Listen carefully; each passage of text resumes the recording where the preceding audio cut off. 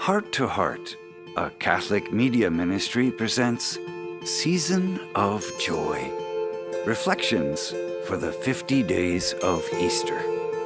Today's reflection is by Sister Sharon Zayac, OP.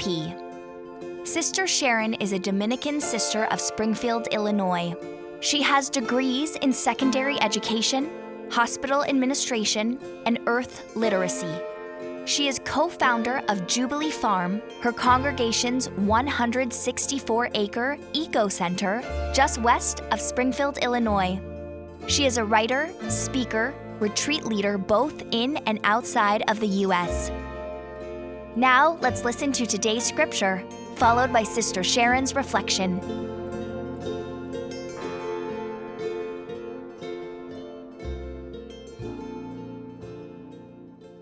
The Holy Gospel according to John. Peter turned and saw the disciple following whom Jesus loved, the one who had also reclined upon his chest during the supper and had said, "Master, who is the one who will betray you?"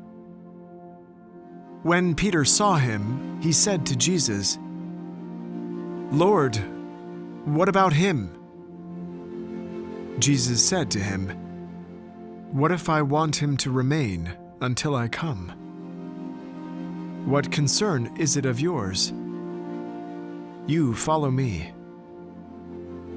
So the word spread among the brothers that disciple would not die.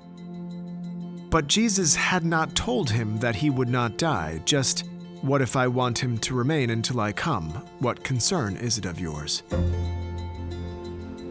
It is this disciple who testifies to these things and has written them, and we know that his testimony is true.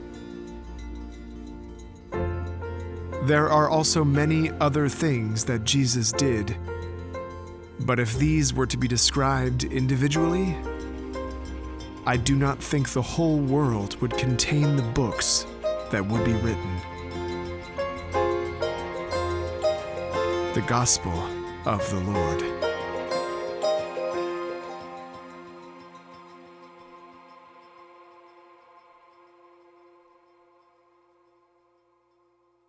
It is this last line of the Gospel I use for our reflection today. There are also many other things that Jesus did, but if these were to be described individually, I do not think the whole world would contain the books that would be written. It is too easy for us to fall into the trap and think that we only find the words and deeds of Jesus in Scripture. And we well know how very easy it is for us to pick and choose his words to support a particular cause we might favor, and to blatantly ignore his words about a cause we do not.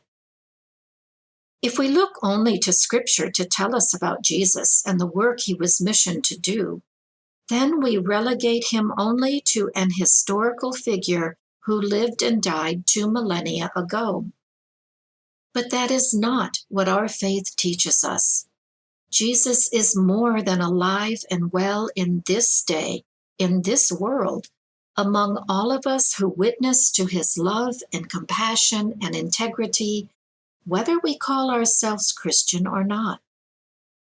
A careful, thoughtful reading of the words and deeds of Jesus in Scripture poignantly shows us his desire to stretch the minds and hearts of his followers, luring their faith into deeper meaning, their minds into broader understanding, their hearts into more open loving, their actions into taking on controversial issues.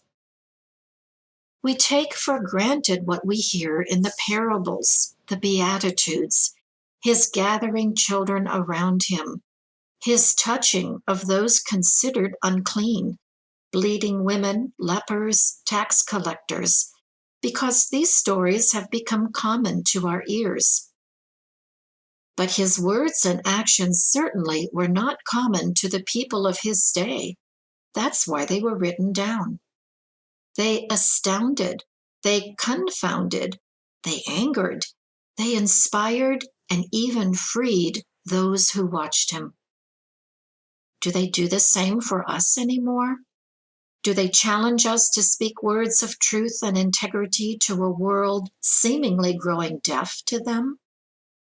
Do they give us the courage to act for justice on behalf of those whose voices are ignored or whose words are dismissed as irrelevant? Jesus has never stopped teaching, stopped preaching the words of grace and healing and love, stopped committing acts of civil disobedience, as when he chased out the money changers in the temple and broke Sabbath laws to do the works of mercy.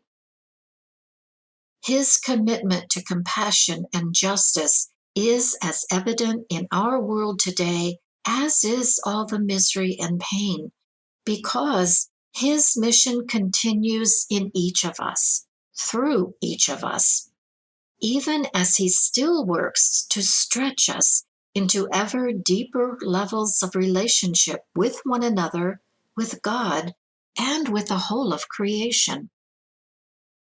The world of Jesus' day did not know the immensity, diversity, beauty, and importance of rainforests, glaciers, Grand Canyons, Andes Mountains, Amazon rivers, and all the many lives that inhabit them. The many crises facing our world today were not part of the world Jesus and his disciples lived in.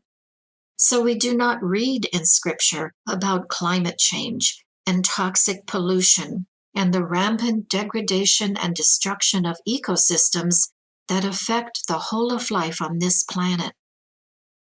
But we know, because our thinking, our understanding, our compassion is stretching to encompass them all.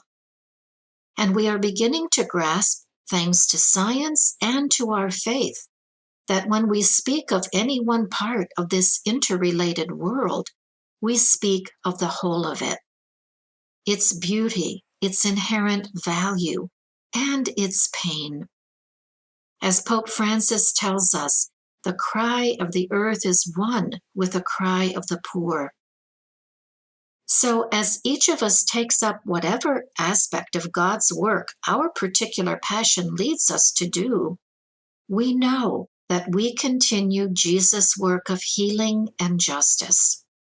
So, yes, the whole world would not be able to contain all the books written about Jesus, because the world itself is the book, and it holds all that has ever been done and all that continues to be done in love, in mercy, and in justice.